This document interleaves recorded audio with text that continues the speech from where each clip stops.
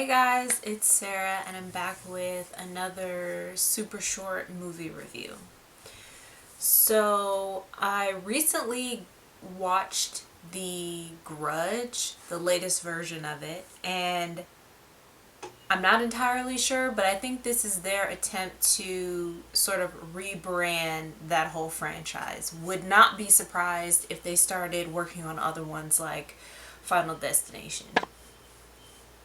But I've seen all of the American versions of The Grudge, Grudge 1, 2, and 3, and I've also seen Ju-on, the first Japanese film that kind of spawned this popularity with this particular story. I think based on technology and everything, this was probably right before The Grudge with Sarah Michelle Gellar. Very similar to the other films, it has multiple storylines where we're following different characters that have been affected by this supernatural presence. The story begins with a woman leaving a house in Japan, and if you've seen the previous films, then you know that house is the source of a lot of these supernatural events and one of the main settings in the previous movies. But we immediately know that this is supposed to be different because the character that leaves the house is calling her family to tell them that she'll be moving from Japan to America, back to America. So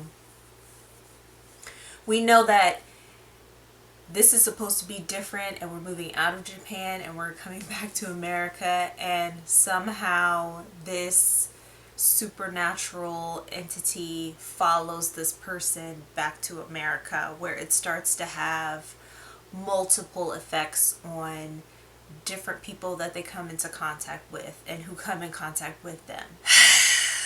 Besides the fact that the main location was not going to be in Japan, and the third movie they move out of Japan and come back to America, but I guess this version is supposed to be like a fresh start and not acknowledge the previous films, or maybe those stories do exist in the universe but are not directly connected to what is happening in this version. So it happened maybe, and this is more stories to add layers to this branching storyline. So the first character we see, she comes back to America to greet her family. Then it moves to a female detective and her son who have just moved to a new place, and she's starting a new job at a new precinct, and they get a call about an abandoned car that had someone in it. So they're working on another case that brings them into contact with the affected family. So it's not a murder mystery. If you haven't seen any of the other Grudge movies, this would be an interesting place to start. The issue is, if you've never seen the Grudge movies, then all of this seems very random. It seems to come out of nowhere, without explanation, without warning, without a source, without like a cure. If you've never seen any of the other Grudge movies, then it just seems like bad luck maybe, or is not because of anything that the characters did or didn't do. It's just by proximity, which I'm not really a fan of that type of story because it seems very lazy. And don't get me wrong, they took a lot of cues from the previous films in that you get to see these multiple storylines happening all at once. For example, there are flashbacks to the first character that we see coming home, being with her family, and then following the detective and her acclimating to this new job and this new place, and her son. You know, other people that are affected, for example, the realtor that found the house for the family, the neighbors, and the characters that are brought in are interesting. For some of them, they're at a place in their lives where you feel very sympathetic towards them. For example, the detective and her son recently she lost her husband and he lost his father to cancer, which is very sad. Her new partner, his mother just died, who was sick for a long time. That's sad. The realtor, his wife is pregnant. All of that is very urgent and creates a lot of sympathy. But because the events that occur are so random and without cause, and the order of events made it very difficult to connect. We are following multiple storylines of characters at very critical points in their life, as I mentioned earlier. It is very difficult to connect with a character when different events and revelations are competing with your attention. Typically in stories where there is an invisible or not really visible supernatural force and it's like malevolent, there are escalations, shadows, or sensations that the characters are feeling to straight up possession. The way it was shot was in a very gritty, crime thrillery kind of way where, the contrast is really high. There's a yellow greenish sort of tone to the look of everything. The way they tie the stories in together, which this movie came out a couple years ago, so if you guys haven't seen it and, think that this is a spoiler, feel free to click off. But we're bringing in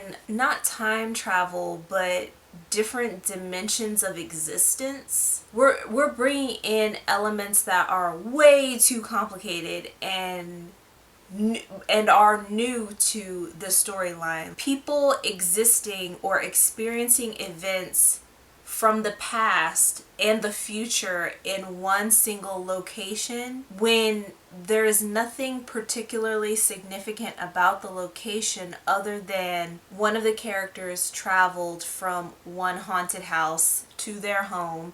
And the thing is, we're ignoring the fact that this person might have stayed in a hotel or motel or was in an airport and it followed her through all of those places until she got to her home with her family. And we're supposed to believe that caused a rip in time and space, so characters are interacting with or seeing the effects of events that have already happened or that will happen, and their ghosts are trapped in this place. We have added way too many new elements to this storyline. It was already creepy from the get-go. It had the elements that made it interesting and compelling because you wanted to know what happened, what caused this thing. And despite the fact that multiple people died in the past, the detective's husband died, her partner's mother died, it did not cause this kind of malevolent disturbance. Nor were they there to, protect them in any way. The only thing that exists on the supernatural plane is this malevolent force. In this version, you never really know what that is or what causes it or how to stop it. The way that the movie is shot is very much like a crime thriller. Even the last scene where the camera just slowly moving away from the front door of the house and you see the car and how normal it is outside and it's quiet.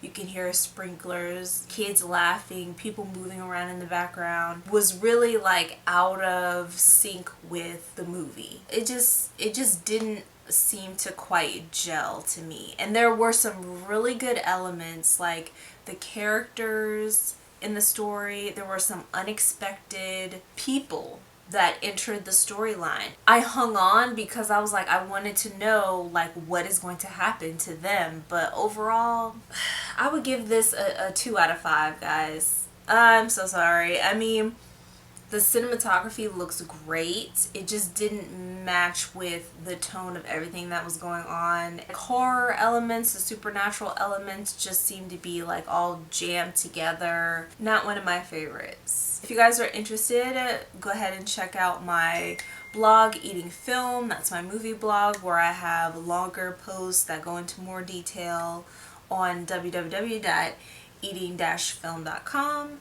And, you know, I'll put the links to everything below. I hope you guys enjoyed this super short film review, and I'll see you guys next time.